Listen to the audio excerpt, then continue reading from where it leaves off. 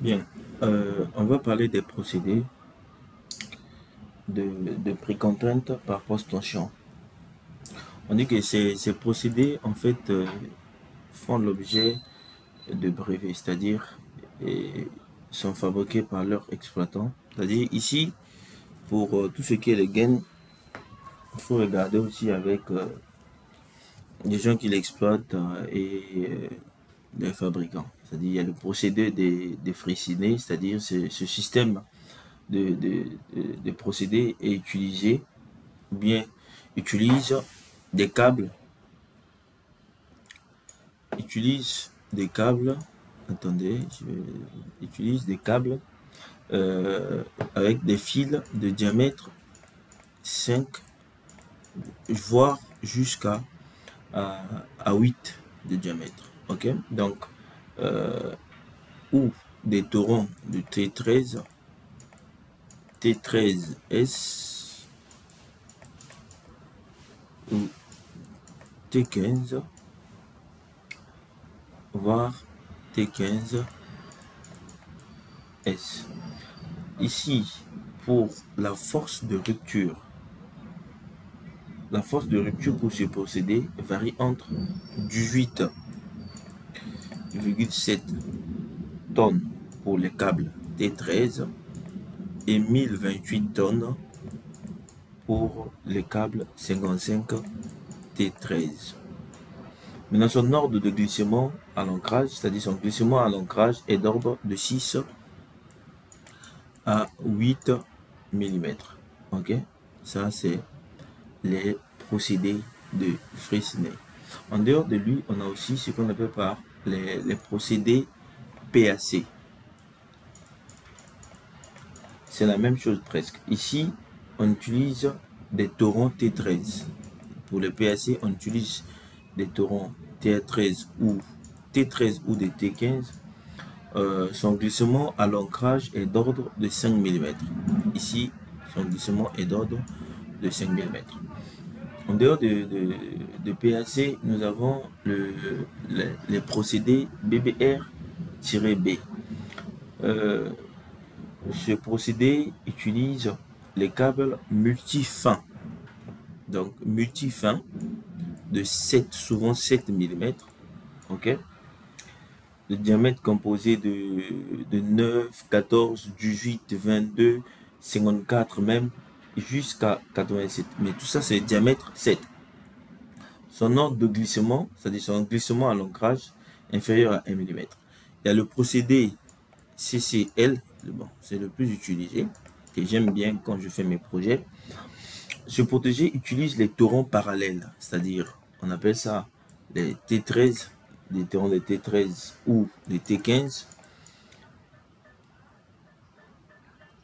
les T15 de 4 T13 ou à 9 T15. Ok.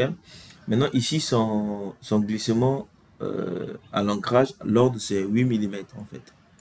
8 mm de bras. Voilà. Maintenant, les armatures de précontrainte. Ok. Les armatures de précontrainte, ce qu'il faut savoir est que les armatures de précontrainte sont les armatures de haute adhérence, c'est-à-dire de haute résistance, qui se présentent sous forme de fil ou sous forme de torrent, comme j'ai dit.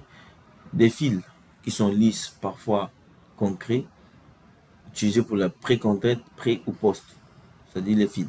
Pour les torrents qui sont un assemblage de plusieurs fils, il existe les torrents de 2, 3, comme j'ai cité, jusqu'à 7 voire même 8 fils, de diamètre 4,8, de diamètre jusqu'à 18 mm de diamètre. On utilise couramment des torrents de 3 fils de diamètre 5,2 mm et les torrents de 7 fils de diamètre 6,85 mm à 15,7 mm. Ok. Maintenant, quelles sont les caractéristiques des torrents les plus couramment utilisés? Ça, c'est très important. C'est une partie très importante qu'il ne faudra pas oublier. Ok. Nous avons les torrents T13, comme j'ai dit, en utilisant le Freycinet. j'ai dit, on a les T13, ok? Il y a les T13S. Il y a aussi les T15.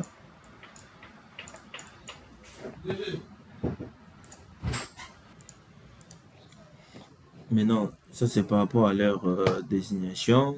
T15S aussi. Maintenant, par rapport à la classe de résistance, les T3, les T13, en fait, la résistance c'est 1860 MPa.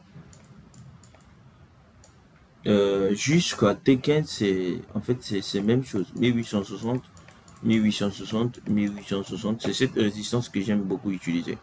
Maintenant, quel est le diamètre? Quand ce sont les torrents de T13, le diamètre c'est 15, 12,5 ok, mm.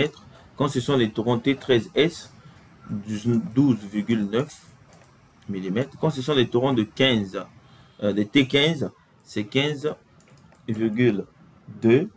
Et quand ce sont les torrents de 15S, c'est 15,7 mm. Ok, et leur section, c'est 93. Donc la section, c'est 93. Ok, ça c'est à retenir. 93, ici c'est 100. Ici c'est 139 et ici c'est 150 mm. Tout ça c'est en millimètres. Voilà un tableau qu'il faut retenir. Donc, par rapport au procédé de Freycinet, nous avons les T13, T13S, T15 et T15S. Maintenant, si on utilise leur classe de résistance, c'est 1880 mégapascal. Et le diamètre, quand tu utilises les torrents 13, T13, c'est 12,15 mm. Et quand tu utilises les T13S, c'est 12,9 mm. Dans la majeure partie des projets, j'utilise beaucoup les T13S avec 12,9 mm. Tandis leur section est de 100 mm. Voilà en quelque sorte un peu le petit résumé par rapport à ça.